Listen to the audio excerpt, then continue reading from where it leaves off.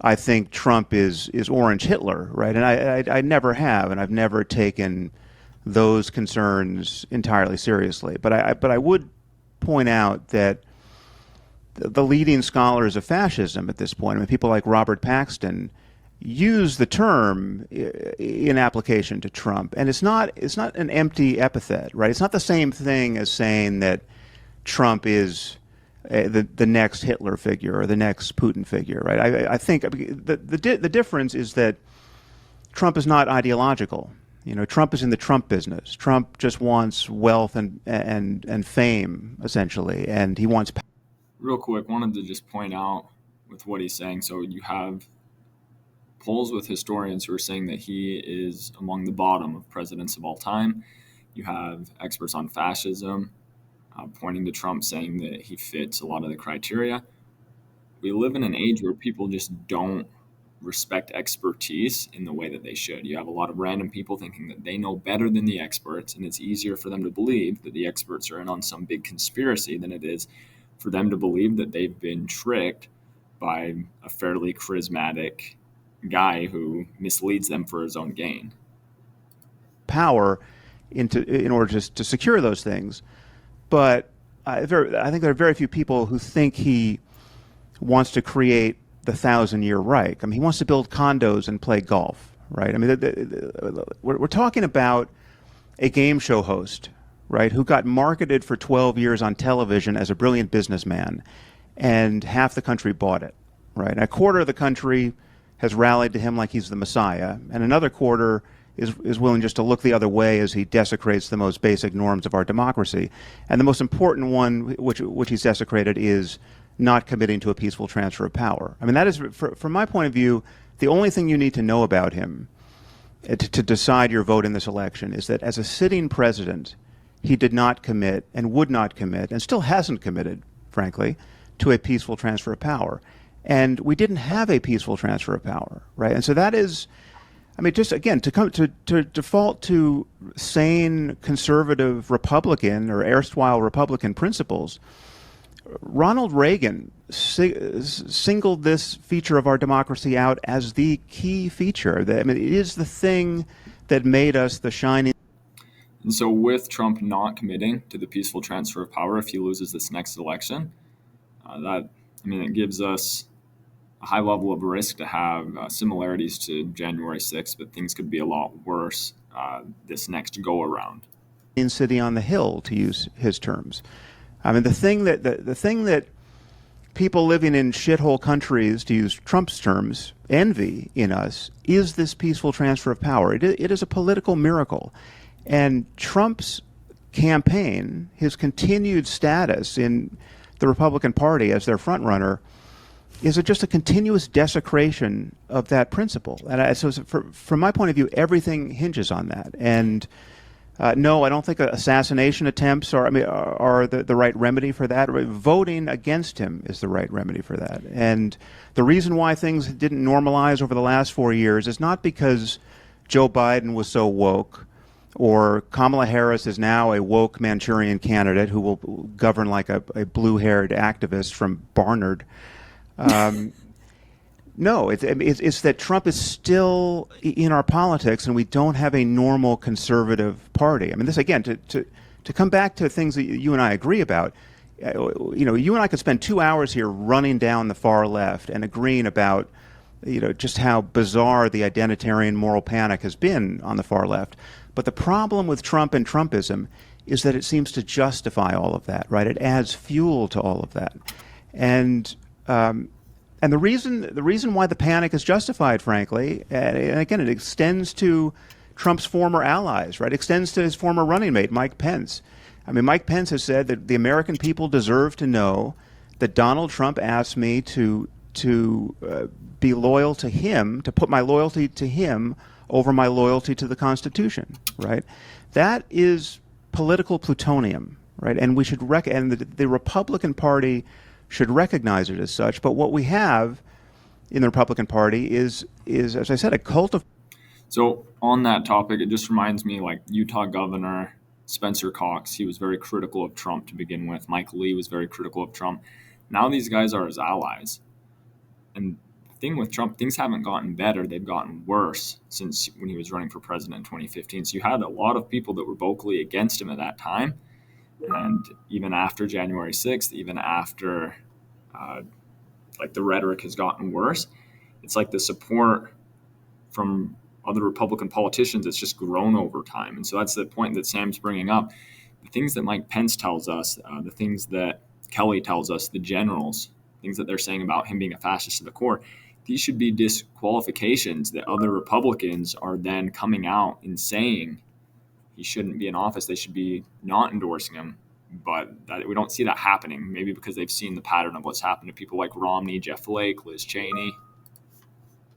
Personality and a loyalty test. And you have people like J.D. Vance and even Elon Musk bending the knee in this loyalty test in the most abject way, asserting that they believe the big lie that he really won or might have won the 2020 election. And this is not, it's just not normal, and it's not compatible with the norms of our democracy. And the sooner we wake up from this bad dream, the better. So again, you talk about the peaceful transition of power, which actually did happen because Donald Trump did leave office in January of 2021, and Joe Biden has been president mostly for the last 3.5 years, despite his. Let me pause right there. So Ben Shapiro says there was a peaceful transition of power because he was forced out, because what he tried with the fake elector slate and January 6th didn't work. So for Ben Shapiro to say there was a peaceful transition of power, it wasn't by Trump's choice. If it would have been up to Trump, he would have been able to basically execute the fake elector slate, and the certifying of the results of the election would have been delayed. So Ben saying there was a peaceful transition of power is pretty wild. Ben has audience capture, and he doesn't have a lot of choice on what he can say if he wants to keep his faithful MAGA base, you could say. Mental ineptitude over the you cannot call January 6th a peaceful transfer of power. Well, that's not when the transfer of power happens. People don't leave office on January 6th. People leave office on January 20th. If Mike Pence had obeyed him, we would have had a genuine constitutional crisis. I agree with you, which is, I think, that why Mike Pence did the right thing. And I think that what Donald Trump, the argument that Donald Trump was making between November and January was morally and legally specious. But with that said, there was a peaceful transition of power. But right now on the campaign trail, when Donald Trump is asked, and he was on Joe Rogan a few days ago, about the 2020 election, he still claims that he won the election. What do you make of that? I mean, I obviously disagree with him. I don't think that he won the 2020 election. Also, this is part and parcel. I wish it weren't. But it is part and parcel of a reactionary divide that has plagued our politics since before Donald Trump, frankly. I mean, when Donald Trump won the election in 2016, we then spent 3.5 years of people claiming that Donald Trump was a Russian plant and had been bootstrapped into office by the Russians manipulating Facebook. This sort of election denialism is not. It is ugly. It is bad on both sides. It is. I won't even say that what Democrats. False equivalency to say that people pointing out what was going on with Russia, that's the same. First off, if you read the Mueller report, whether or not Trump's campaign was coordinating with Russia, Russia absolutely was trying to help him. So those concerns are valid. You can read the Mueller report. They have like basically Twitter farms in Russia where they have all these bots that were trying to promote pro-Trump stuff. So yes, they did want him to win, but it's a false equivalency to say that because the Mueller report happened and because people were wanting to look into ties to Russia, that's the same as what happened in January 6th with those fake slate of electors. It's a red herring. That's on both sides. That's not true. I mean, it's not, if Donald Trump wins this election, I promise you will see election denialism on the left. That is incredibly similar to what you've seen from Donald Trump. I love that you said that. I wanted to ask you that. And this is a question for you. I'm not going to filibuster, Ben. I just want to ask you. If on election day we have a clear result, right? So there's a landslide in the swing states and someone really wins, right? If I told you that the losing candidate denied the results of the election and simply would not accept a loss and even appealed to their most fanatical supporters to come into the streets and just obviously provoked violence on the part of the mob, right? And said, and when asked, what about the Constitution? This candidate said, to hell with the Constitution. We don't have a country anymore. Which candidate am I conceivably talking about? Well, I mean, I think that, given Trump's rhetoric in 2020, obviously, what you're talking about is Donald Trump. I don't think that's how it'd be phrased by Kamala Harris. I think that the way that it'd be phrased by Kamala Harris is more subtly. That Kamala Harris, if she loses in a landslide, you think there's a chance that she will not accept the results of the election? Forget about a landslide. How about a close election? Into the streets? How about a close election? How about a close election? Forget about a landslide, because a landslide the landslide just makes it perfectly clear. I'm telling you that. Why the necessity for that sort of clarity in an election that's 50-50? Why not actually pick a plausible scenario? The most plausible scenario is that she loses in a very tight election. It's all too and then plausible. She says there's been voter suppression, and then she suggests. It's all too plausible. Ben, it's all too plausible because currently the chance that there will be a landslide in the swing states is about 40%, even though we're at 50-50 between the two candidates. According to Nate Silver, there's a 40% chance that one of them runs the table in the swing states, right? So it's for sure that would be an electoral college landslide. We're not talking about a popular vote landslide in any case. No, right. So I'm talking about a clear result, right? Where no allegations of fraud are plausible. Okay, so the most obvious sort of rhetoric that would be used along those lines would be Trump's, and then the rhetoric that would be used on the other side if Trump wins would be that Trump has corrupted the system. The system has been so corrupted that people weren't able to vote properly in places like Georgia, which has been the claim that there was Jim Crow 2.0 in Georgia for years. There would be claims that Donald Trump was paid off by the billionaires, that there was foreign interference in the election. There would be all of these claims, right, and they would float around. Donald Trump this is my original claim, Sam, is that Donald Trump is very obvious in his excesses. Democrats and the Democratic Party and Kamala Harris are much more subtle in their excesses. But those excesses are no less dangerous for being more subtle. In fact, in some ways, I think they are more dangerous for being more subtle. Ben, you can't use a phrase like no less dangerous. Hillary Clinton conceded in 24 hours. That is less dangerous than this continuous provocation. Sam, I just disagree with you. I think that the attempt by members of the media, by Hillary Clinton, who herself said that Donald Trump was illegitimately elected based on Russian interference in the 2016 election, was highly damaging. How long did she say that for? How long did she say that for? And did she tell her supporters to do something about it? Did she organize a speech or organize a rally where she was saying we needed to take our country back? Like, yes, she did point out that Russia was trying to help them. She did bring up those questions. And that can be criticized by someone like Shapiro, but to say that the equivalency is there, it's a bit of a stretch. She still say that? I mean, she will. Yes, actually, she will still claim openly that there was manipulation that took place during that is true. There was manipulation during the 2016 election. She says the sane thing to say is that there is continuous foreign interference in our elections, right? But that's always been the case. That's the double standard, Sam. Now you're proposing a double standard. When Hillary says it, it's totally subtle and fine. And when Trump says it in the most obvious, foolish way, then it's totally different. Ben, Sam, go ahead. You're just missing the relevant details here. Almost everyone thinks that there is continuous foreign interference in our elections. Very few people at this point think that it has been decisive and that it was decisive in 2016. I mean, the problem in 2016, it was a much bigger problem, that the internal division was real, and that whatever Russia tried to do on Facebook was amplifying very real divisions that exist in our society, which we should worry about. But I'm not in contact with any Democrats, and I talked to a lot of them at this point, who have burned any fuel over even weeks, much less months or years, worrying that Trump's first term was totally illegitimate because the election was hacked, and I mean, what really happened? I mean, there were things that seemed decisive that one could regret, like. Ben Shapiro can roll his eyes at that, but again, he's trying to bring up this false equivalency that just isn't there. Comey opening the email investigation 10 days before the election, and that functioning effectively as a kind of October surprise, right? I mean, nothing came of it, but it seemed decisive in terms of her poll results in those last weeks. But I mean, her loss was overdetermined, and most sane Democrats recognize that. What you do not have in the Democratic Party is a cult of personality around anyone and a series of loyalty tests. I mean, again, we're so far from the actual ground truth here. I mean, the ground truth is that we know at this point that there were Republicans in Congress. And he's right when he says that there's not a cult of personality within the Democratic Party. People were happy to throw Biden to the side when they thought he was too old.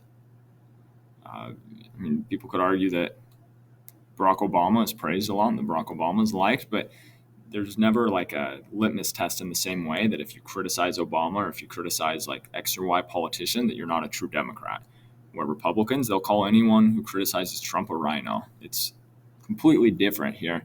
Ben tries to bring up these equivalencies throughout the debate, but it just doesn't work. Right. Who would have voted to impeach Trump after January 6th, but they didn't because they were afraid for their lives. They were afraid that someone in the MAGA cult would come and kill them or members of their families, right? We know this from Mitt Romney, and we know it from Liz Cheney, too. This is not normal, and it's not happening on the Democratic side, right? This is a descent into, if you don't like the term fascism, something very much like fascism. I mean, I would say that this is fascism punching a gaping hole in our democracy, and it is the effect of Trump's demagoguery. So, his Sam, style of politics. You're saying fascism is punching a gaping hole in our democracy, and this is solely due to Trump, and yet you also say that you would not support Kamala Harris if she, for example, stopped the certification of the election. And so my question remains, if Trump is such a grave threat to democracy, then why aren't you treating it that way? Voting isn't enough. I don't treat Kamala Harris as that sort of threat to democracy. I think that Kamala Harris is a threat to many of the institutions. I'm not going to burn down the village. I'm not going to burn down the democracy in order to save it, right? So I'm not in favor of political. But your argument is that it's ending under Trump. But your argument is that it's ending under Trump. I can well imagine that our institutions are strong enough to weather a second Trump term, right? I don't think we're going to be. It's not going to be the Third Reich, and again, I don't think he has those kinds of aspirations because he's such a small figure in the end, right? He's not a man of ideas on any level, right? So as far as I can tell, he believes almost nothing. But the crucial problem for me is that he doesn't seem to recognize that we have an interest in the maintenance of world order, right? He's a completely transactional figure. He cares about his relationships, right? And I think he probably cares about his relationships to foreign leaders to a degree that could border on treason in certain circumstances. But it's just insane that we had a president in him who said he trusts Putin more than our own intelligence agencies, right? And then he shared top secret information with Kremlin officials in the White House because he just couldn't keep his mouth shut. He was literally just gossiping about intelligence secrets related to ISIS, and the Israeli intelligence went crazy over this, right? He's not a serious figure. Well, can I respond to that one? Yes, and then I'll jump in. Because this one's actually kind of fascinating. So now we've shifted sort of topics into foreign policy and maintenance of world order and vision of the world. And this is the part where it seems rather incredible to me to support Kamala Harris as somebody who has a vision of a functional world order. The reality is that when we talk about Donald Trump, I think that in some bizarre ways, Trump and Harris are sort of photo negatives of one another in the sense that Trump appears on the surface very unserious and he says a lot of bloviating and silly things. And then his foreign policy actually is rather serious. And Kamala Harris appears to sometimes, when she's not word salading, say serious things. And then her foreign policy is deeply unserious. So you'll have Donald Trump and he'll say stupid things or bad things where he will say something about ISIS to the Russians. Or declassify top secret things in real time. Or you could theoretically have the Biden-Harris administration That's the thing. Ben has audience capture. He can't, even if internally he does have resentment for Trump, as Tucker Carlson did, the text messages from that lawsuit show, even if Shapiro has resentment for Trump, he can't just come out and say, yeah, you're right. Like, Trump's not serious. Trump, he was revealing classified information to people. Like, he can't come out and say that. So he has to try to find some way to make Trump fit, make Trump work. It's like taking a round peg and trying to cram it in a square hole. Staffed by people who full-on leak Israeli intelligence plans in the middle of a war to the Iranian government such that it is printed. You may have such an intelligence crisis, in fact, that the Israeli government stops sharing intelligence with the United States specifically because every time they do, it seems to be leaked to the front pages of the New York Times. You could have a foreign policy that is so deeply in hock to America's enemies that in the middle of an existential war in which Israel, for example, is fighting 7 different border wars from 7 different sources. You have the Biden-Harris administration slow-walking aid, threatening a cutoff in aid for supposedly humanitarian reasons, all while Kamala Harris seems signally unable to, for example, have a Sister Soldier moment with pro-Hamas supporters in her own party. Right? And then I'm supposed to feel that Donald Trump is the threat to world order. I mean, the reality is that Ukraine was invaded under Kamala Harris and Joe Biden. It was not invaded under Donald Trump. Donald Trump, here's the thing about foreign policy that's really funny. Foreign policy is widely perceived as a game of nuance and complexity, when in reality, foreign policy is not all that complex and not all that nuanced. Very often it amounts to, if you cross this line, I'll punch you in the face, or I'll support people who do. And that actually is something that Donald Trump understood quite well, which is why he was able to achieve the best record in the Middle East of any president of my lifetime, while the pseudo-sophistication of the Biden-Harris administration has achieved the most massive conflagration in the Middle East in my lifetime. Okay, well then I'll ask you a not nuanced question. Sure. It should be simple enough to answer. Who do you think Putin wants to win the election? I don't know who Putin wants to win the election. I'll be honest with you. You have no intuitions about this? No. And the reason that I have no intuitions about this is because I don't think that Donald Trump knows his own policy on Ukraine, and I don't think Putin does either. Donald Trump is wildly unpredictable about Ukraine. I mean, as you know, Putin is behind much of the chaos. You could argue. Sam, who does Iran want to win the election? In the Middle East. Iran has been actively intervening in the election on the side of Kamala Harris. We know this. The intelligence community has said this. Interesting debate between Sam Harris, Ben Shapiro. I admire Sam Harris quite a bit. I've criticized maybe some things he said in the past regarding Israel, but I tend to think he's a serious thinker. And it's good to see Ben Shapiro have to go in a debate against someone other than an undergrad, 19-year-old, 20-year-old college student who he can basically beat up pretty good in a debate, and then his supporters highlight how he owned the lib. So, yeah, it's good to see him debate someone like Sam Harris. Okay, thanks for watching. Go ahead, like and subscribe for more.